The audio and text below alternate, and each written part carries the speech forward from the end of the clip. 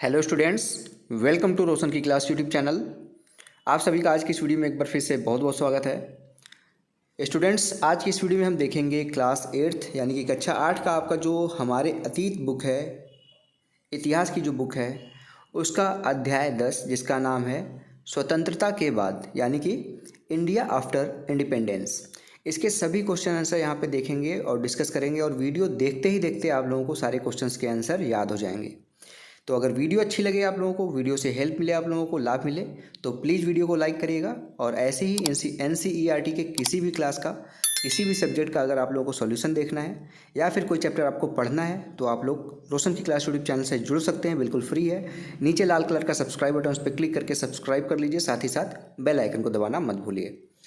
और ये video start करने से पहले इतना ही रिक्वेस्ट है आप लोगों से कि ये स्वतंत्रता के बाद अगर चैप्टर का क्वेश्चन आंसर आप कर रहे हैं तो एक बार चैप्टर को पढ़ जरूर लीजिए, जिससे मैं आप लोगों को क्वेश्चन आंसर कराऊं तो आप लोगों को अच्छे तरीके से वो सारी चीज़ें समझ में आए।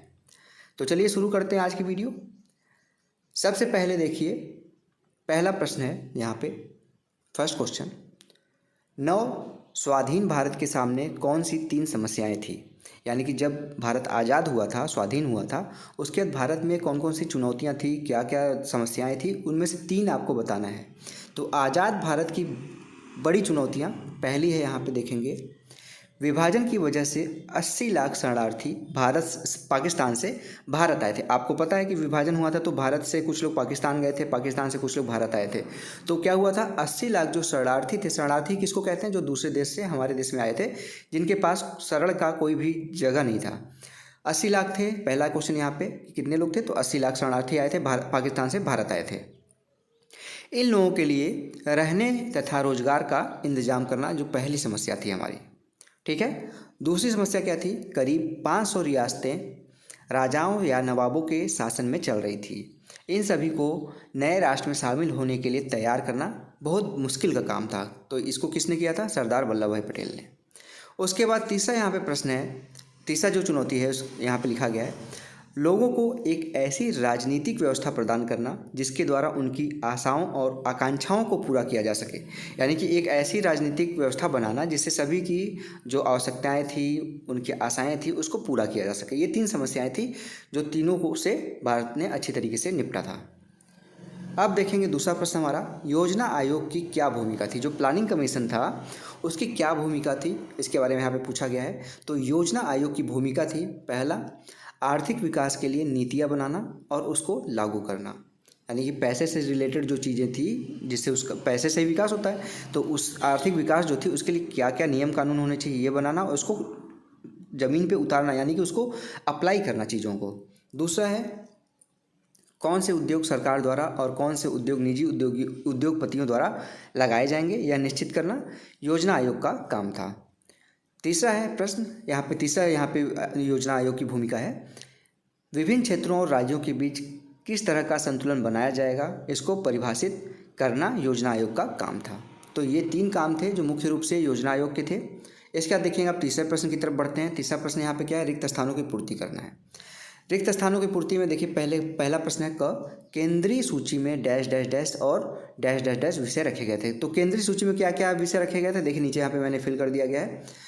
केंद्रीय सूची में क में भरा जाएगा कराधान, यहाँ पे कराधान भरा जाएगा। दूसरा यहाँ पे रक्षा विदेशी मामले, यहाँ पे और रक्षा विदेशी मामले भरा जाएगा, ठीक है। दूसरा यहाँ पे ख में समवर्ती सूची में वन, यहाँ पे वन भरा जाएगा और यहाँ पे कृषि विषय रखे गए थे। तीसरे यहाँ पे प्रश्न में देखेंगे, रिक्त स्थानों की जो पूर्ति करना उसमें है, वह आर्थिक योजना जिसमें सरकार और निजी दोनों क्षेत्रों को विकास में भूमिका दी गई थी, उसे मिश्रित मॉडल कहा जाता था। यहाँ पे देखिए लिख भी दिया गया है, मैंने आंसर लिख दिया है।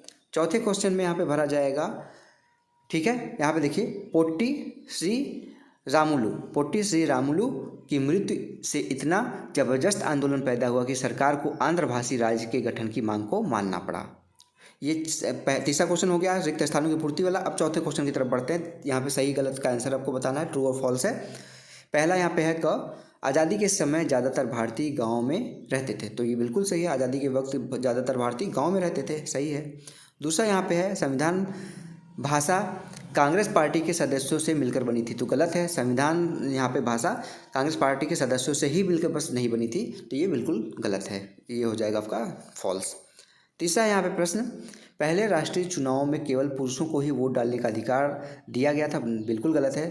पुरुष और महिला दोनों को यहाँ पे अधिकार दिया गया था। अगला प्रश्न यहाँ पे चौथा, दूसरी पंचवर्षीय योजना में भारी उद्योगों के विकास पर जोर दिया गया था, तो बिल्कुल सही बात है। दूसरी पंचवर्षीय योजना थी जिसमें भारी उद्योगों को, बड़े उद्योगों को यहाँ पे उनके विकास पे जोर दिया गया था, ये बिल्कुल सही है, ट्रू हो गया। इसीलिए मैं बोल रहा हूँ एक बार आप चैप्टर पढ़े रहेंगे तो आप लोगों को सारी चीज़ें समझ में आएंगी। अब पाँचवा प्रश्न देखेंगे, यहाँ पे पाँचवा प्रश्न है, राजनीति में हमारे पास समानता होगी और सामाजिक व आर्थिक जीवन में हम असमानता की राह पर चलेंगे, कहने के पीछे डॉक्टर अंबेडकर का क्या आशय था। तो यहाँ पे इन्होंने एक वक्तव्य बोला था डॉक्टर भीमराव अंबेडकर जी ने कि राजनीति में हमारे पास समानता है, लेकिन जो हमारी सामाजिक व आर्थिक जीवन हमारे हैं उसमें असमानता की राह पर हम चलने लगेंगे।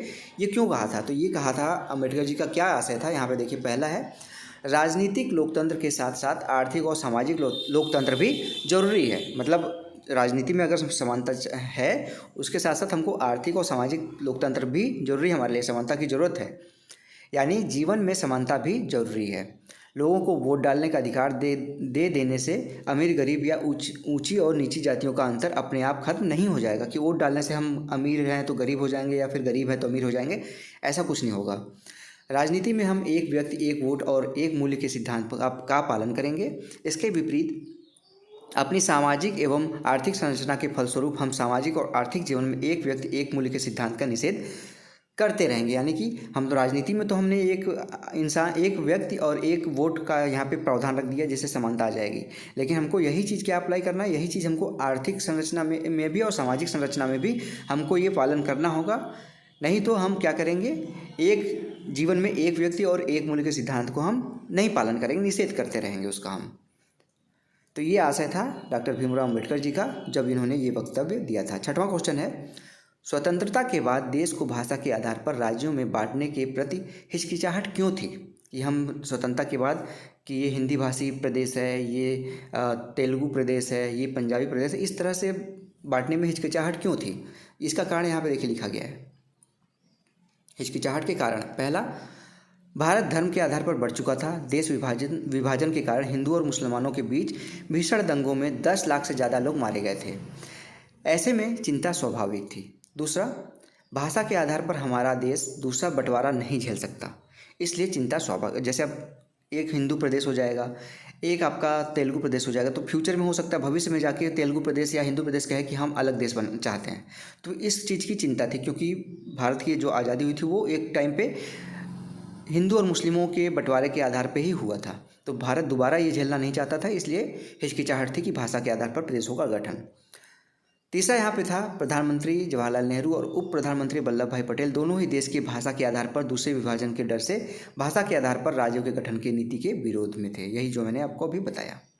सातवां क्वेश्चन है, एक कारण बताइए कि आज़ादी के बाद भी भारत में अंग्रेजी क्यों जारी रही। तो अंग्रेजी जारी रहने का मुख्य कारण था, भारत में अंग्रेजी जारी रहने का कारण, पहला है, बहुत सारे लोग का मानना था कि अंग्रेज़ों के साथ अंग्रेजी भाषा को भी विदा कर दिया जाना चाहिए और अंग्रेजी का स्थान हिंदी को दिया जाना चाहिए। दूसरा, परंतु जो लोग हिंदी नहीं बोलते थे उनकी राय थी कि अगर उन पर हिंदी थोपी गई तो वो दक्षिण भारतीय गैर हिंदी भाषी क्षेत्र भारत से अलग हो जाएंगे। जानते हैं आप, साउथ में हिंदी ज़्यादा नहीं बोली जाती। और तीसरा यहाँ पे कारण था, देश को विवाद से बचाने के लिए संविधान निर्माताओं ने हिंदी को राजभाषा का दर्जा दिया। अब याद रखिएगा, राजभाषा कौन सी है, हिंदी है। जबकि अदालतों, सेवाओं, विभिन्न राज्यों के बीच संचार आदि के लिए अंग्रेजी भाषा का इस्तेमाल किया जाता है आज भी। समझ सकते हैं आप, यही कारण थे। आठवां क्वेश्चन है, आज़ादी के बाद प्रारंभिक दशकों में भारत के आर्थिक विकास की कल्पना किस तरह की गई थी। तो आर्थिक विकास की कल्पना की गई थी, यहाँ पे 3 पॉइंट लिखे गए हैं, देखेंगे आप। भारत और भारतीयों को गरीबी से मुक्त कराना। दूसरा था, आधुनिक तकनीकी एवं औद्योगिक आधार निर्मित करना।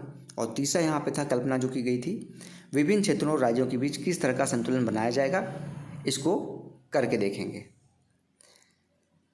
9वां क्वेश्चन है, मीरा बहन कौन थी। आप चैप्टर पढ़ेंगे तो आपको पता चलेगा।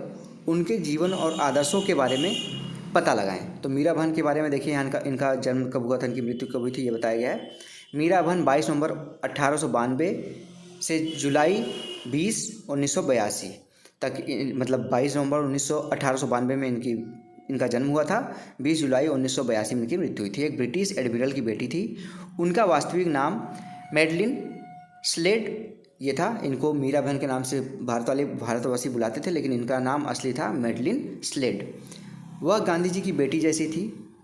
उसने गांधी जी के साथ रहने और काम करने के लिए इंग्लैंड का अपना घर छोड़ दिया था। तीसरा था, मीरा बहन ने अपना जीवन मानव विकास, गांधी जी के सिद्धांतों के प्रचार तथा भारत के स्वतंत्रता संघर्ष के लिए समर्पित कर दिया। उन्होंने 1982 में उनको पद्म विभूषण से सम्मानित किया गया था। ठीक है, अब इसके बाद 10वां क्वेश्चन देखेंगे हम। पाकिस्तान में भाषा के आधार पर हुए उन विवादों के बारे में और पता लगाएं जिनकी वजह से बांग्लादेश का जन्म हुआ। बांग्लादेश को पाकिस्तान से आज़ादी कैसे मिली, ये सारी चीज़ यहाँ पे बताएंगे हम आपको। बांग्लादेश का जन्म कैसे हुआ, उसको आज़ादी कैसे मिली।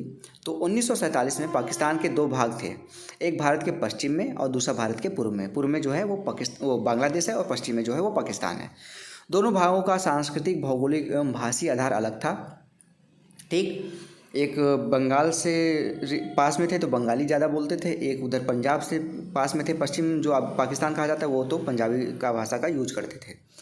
दूसरा यहाँ पे कार्ड था, 1948 में पाकिस्तान सरकार द्वारा उर्दू को राष्ट्रभाषा के रूप में स्वीकार करने के कारण पूर्वी पाकिस्तान में बंगाली बोलने वाले लोगों ने इसका विरोध किया। वही मैंने बताया कि पूर्वी पाकिस्तान जो था उस समय, जो बांग्लादेश है, वो बंगाली ज़्यादा बोलते थे। और क्या किया 1948 में पाकिस्तान ने उर्दू को राष्ट्रीय भाषा घोषित कर दिया। तो जो बंगाली बोलते थे उन्होंने इसका विरोध किया। जैसे भारत में अगर हिंदी को राष्ट्रीय भाषा घोषित कर दिया जाता तो साउथ वाले क्या करते, दक्षिण भारत के लोग वो ज़्यादा बोलते थे साउथ की लैंग्वेज या फिर इंग्लिश बोलते थे। वो कहते कि हिंदी राष्ट्रीय भाषा हमारी नहीं है, तो वो अलग राष्ट्र का मांग करते। तो इसको देखते हुए भारत सरकार ने तो ये नहीं किया, लेकिन पाकिस्तान सरकार ने ये कर दिया, जिससे बांग्लादेश का जन्म हुआ। भाषी विभेद के अतिरिक्त राजनीतिक एवं आर्थिक उपेक्षा के कारण पश्चिमी पाकिस्तान के विरुद्ध पूर्वी पाकिस्तान में व्यापक विद्रोह शुरू हो गया। और अब यहाँ पे अलगाव वाली बातें देखेंगे चौथे वाले पॉइंट में। 1971 में पूर्वी पाकिस्तान ने स्वतंत्रता के लिए पश्चिमी पाकिस्तान के विरुद्ध युद्ध की घोषणा कर दी और भारतीय सैनिकों की सहायता से 16 दिसंबर 1971, याद रखिएगा ये डेट, 16 दिसंबर 1971 को पूर्वी पाकिस्तान की जीत हुई और बांग्लादेश का जन्म हुआ। और 5वां पॉइंट है यहाँ पे, इसके जन्म तो पता चल गया। आप देखें, फरवरी 1974 को पाकिस्तान ने भी बांग्लादेश को स्वतंत्र देश के रूप में मान्यता दे दी। तो ये था बांग्लादेश का जन्म कब हुआ और क्यों हुआ, ये सारी चीज़ यहाँ पे हमने डिस्कस कर ली। तो ये था दोस्तों आज का ये पार्ट। आपको अगर अच्छा लगा हो, क्वेश्चन आंसर याद हुए हो आप लोगों को, तो प्लीज़ इस वीडियो को लाइक करिएगा। और ऐसे ही वीडियोस देखने के लिए रोशन की क्लास यूट्यूब चैनल से जुड़ जाइए, बिल्कुल फ्री है। नीचे सब्सक्राइब बटन, उस पर क्लिक करके सब्सक्राइब कर लीजिए, साथ ही साथ बेल आइकन को दबाना मत भूलिएगा। तो दोस्तों मिलते हैं नेक्स्ट वीडियो में, तब तक के लिए आप सभी का बहुत बहुत धन्यवाद। जय हिंद, वंदे मातरम।